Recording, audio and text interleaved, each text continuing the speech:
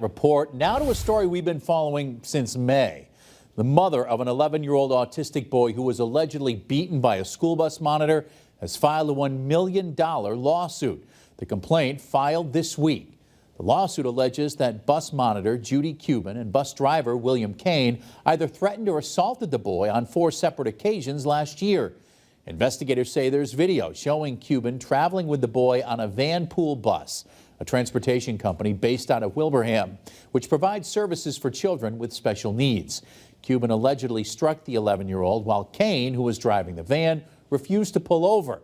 The pair has since been indicted, to which they both pleaded not guilty. The next hearing on the case is set for January 12th.